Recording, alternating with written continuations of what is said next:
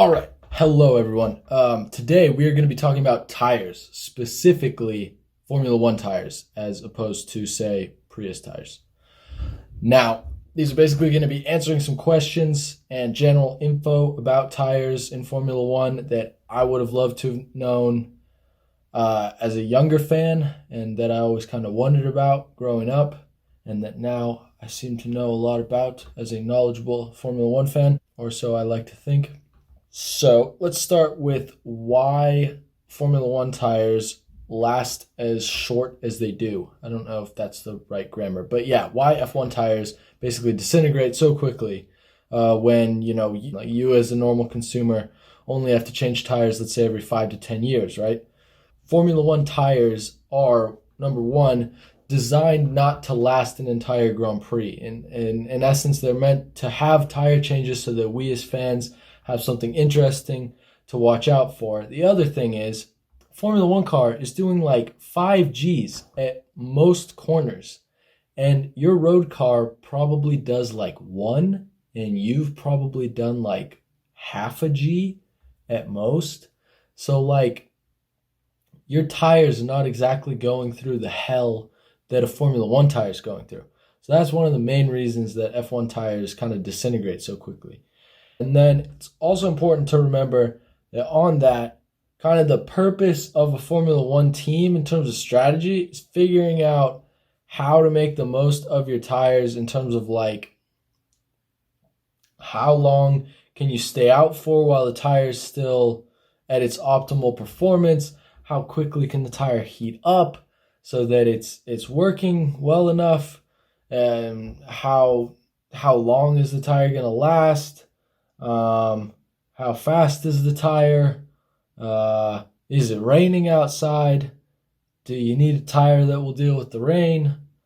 Are other people coming into the pits at that time? Is there a safety car out? All these things, they affect whether or not you really want to change tires. So that's important to know as well. Is like, it's not just random when they're changing tires. It always has to try to make sense. There's always assumingly a strategic advantage.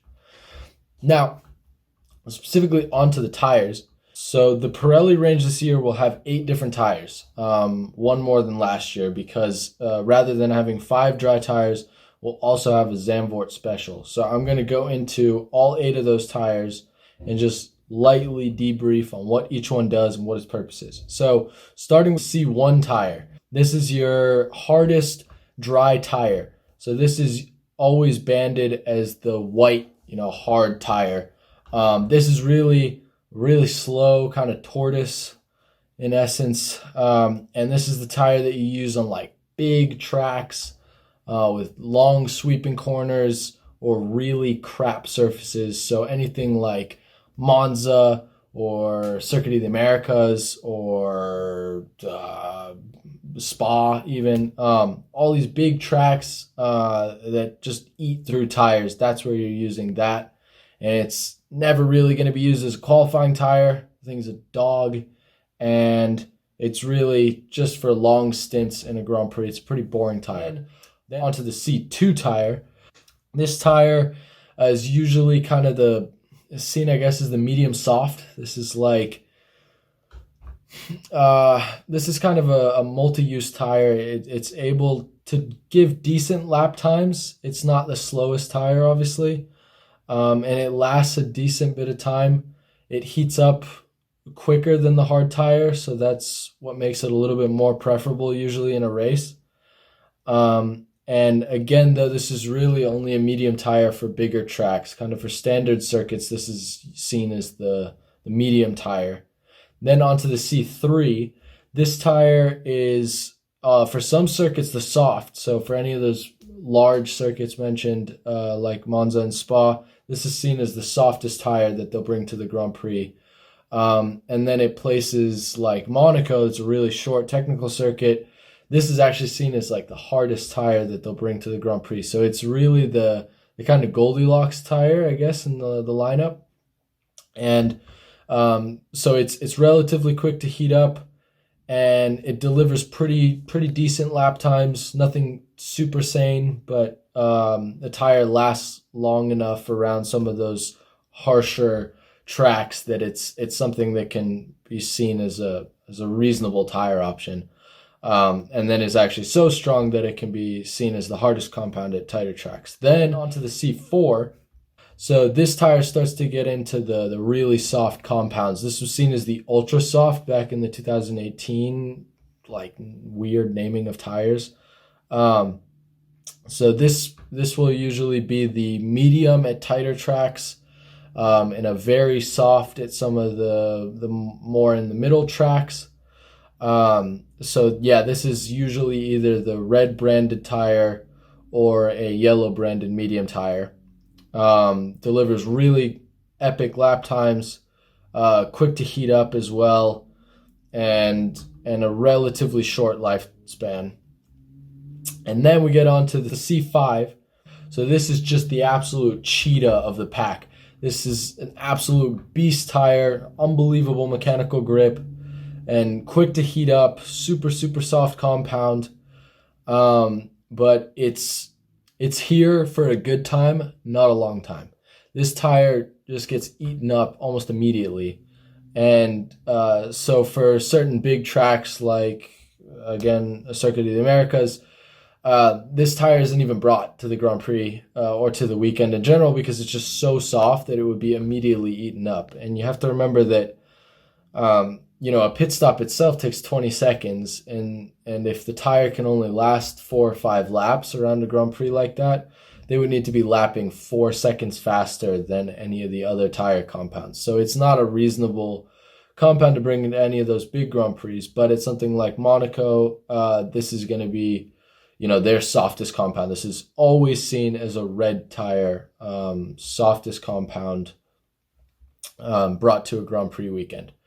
Then we get onto that aforementioned Zandvoort Special. So this is new for 2020 because obviously Zandvoort is a new track. And essentially this is a tire that's meant to withstand higher pressure because the banking corners offer more load on a tire. So there's even more force that's going to be exerted on the tire, so they need to be pumped up to a higher pressure. So essentially Pirelli was asked to make a tire that can withstand those requirements, essentially. So nothing really insane about that tire. In testing, we saw it in the C2 compound. And that will be, kind of an interesting tire. You won't really notice any difference between it. Then we get onto the wet weather tires. So first you have the intermediates. So these are always the green branded tire. This is the one that has relatively light grooves in it. And this is my favorite tire to watch, I guess. I think for most fans, this is kind of our amazing tire because it always results in incredible racing because the intermediates are only brought out when it's wet and dry. And that's always just like nothing makes any sense. And the strategy is always crazy. And it's just like, it's not so wet that the drivers can't drive the car, so there's still amazing wheel-to-wheel racing, but it's also slippery and people make big mistakes. And, things like Montreal in 2011, incredible Grand Prix because it was just wet and dry. And there was constant switching between, full wets and intermediates and dries, and that's just excellent. And even recently at Hockenheim in 2019, a great example of an incredible wet and dry race. So intermediates, always something to look forward to as Formula One fans. And then we have the full wet tire. So this is always the blue branded tire. This is a pretty crazy compound, but a relatively boring tire when it's brought out. So it's able to displace 85 liters of water per second at 300 kilometers an hour. So for Americans, that's basically about 22 gallons of water per second at 180, 185 miles an hour, which is insane. I mean, that's like a big fish tank just dispersed in each tire every second. It's unbelievable. And it's basically due to the fact that they're just huge grooves in the tires, and they're beefy things to look at. They're actually a little bit bigger than any other compound too, apparently about 10 millimeters wider diameter than even the intermediate tire.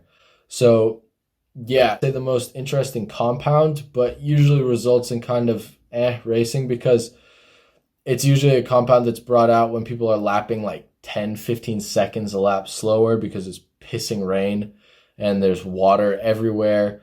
And then as a result of that, it means that, the drivers are really fighting the track more than themselves. And yes, that can be entertaining, but it can be, I don't know. In my opinion, it's not real racing. It's more like rally driving. And yeah, that's cool to see with F1 cars, but I don't know. For me personally, I like to see racing drivers getting really close and making incredible overtakes. And usually in the wet weather with that blue branded tire, it's hard to really get the proper control of the car to be able to pull things off like that.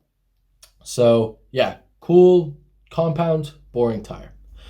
And yeah, so that's basically it. That's the 8 tires in the Pirelli lineup. I got all this info from Pirelli's, little debrief on the Formula One website.